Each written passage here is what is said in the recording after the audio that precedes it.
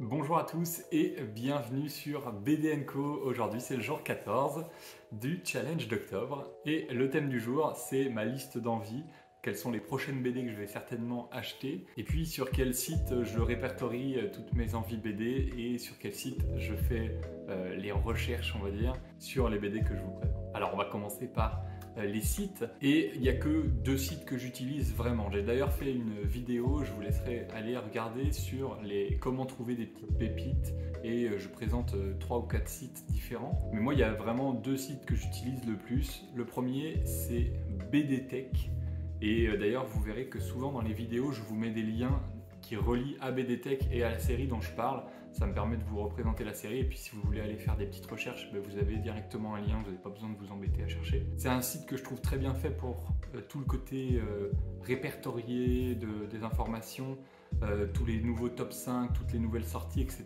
Je trouve que c'est un des sites qui est le mieux fait là-dessus pour pouvoir suivre des séries facilement. On peut cliquer sur la série, ils vont nous proposer tous les tomes en dessous avec les notes, etc. Je trouve que la lecture elle est facile et elle est rapide. Ensuite, pour ma wishlist, en fait je pourrais utiliser BDTech, mais c'est vrai que je ne l'ai jamais fait, je me suis jamais créé de compte, je l'utilise vraiment juste pour regarder des informations, mais je ne l'ai jamais utilisé comme un utilisateur on va dire de tous les jours. Le site par contre que j'utilise en fait c'est Sens Critique. Alors j'utilise pour une raison très simple, c'est que j'ai des amis avec lesquels je suis sur Sens Critique et en fait ça nous permet de suivre un petit peu qu'est-ce qu'a lu l'un, qu'est-ce qu'a lu l'autre, quel film il a vu et puis les notes qu'ils ont mis. Ça paraît tout bête comme ça parce que c'est juste à cause de mes potes, mais en vrai c'est plus la simplicité de l'avoir fait à l'époque et du coup maintenant d'avoir toutes ces envies là-dessus, ça me permet aussi quand j'ai besoin de proposer des cadeaux pour mes anniversaires etc, et bien d'avoir tout de suite ma liste de fêtes. Alors dans ma wishlist, je vais vous présenter une dizaine de BD que je pense vouloir. D'ailleurs, si vous les avez lus, ça me ferait très plaisir que vous mettiez en commentaire si vous les avez appréciés et si vous me les conseillez ou pas. La première, c'est Valhalla Hotel.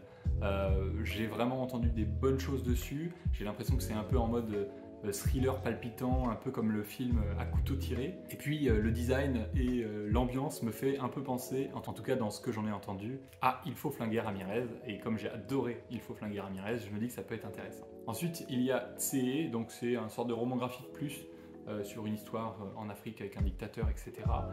J'en ai entendu de très bonnes critiques. Le dessin de Bruno, pour moi, ça passe ou ça casse. J'en avais parlé dans L'homme qui tua Chris Kyle. Mais là, j'ai vu les dessins et ça a l'air d'être un peu plus plaisant que ce que j'en ai vu, en tout cas de ce que j'en pensais dans l'autre BD. Un autre roman graphique qui me plairait bien, c'est Ed Gein, Autopsie d'un tueur en série. Effectivement, je regarde beaucoup de séries sur les tueurs en série, surtout ici au Canada, ils en sortent tout le temps avec le côté États-Unis et tout. Et du coup, forcément, j'ai regardé Mindhunter et dans Mindhunter, il y a Ed Gein et du coup, ça m'intéressait de voir un petit peu cette BD autour de ça. Et apparemment, elle est très bien faite, très bien notée, donc j'ai envie d'y aller.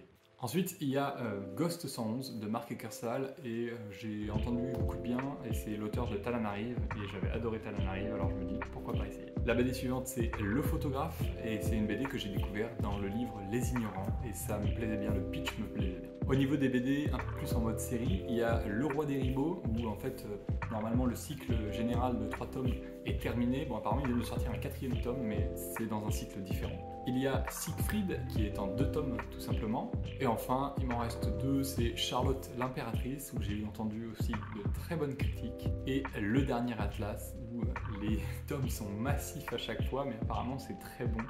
Donc voilà à peu près ma wishlist. Bien sûr, il y en a plein d'autres, mais celle-là, c'est celle que je pense acheter dans mes premiers futurs achats. Voilà, comme d'habitude, je vous laisse mettre en commentaire vos wishlists, vos avis.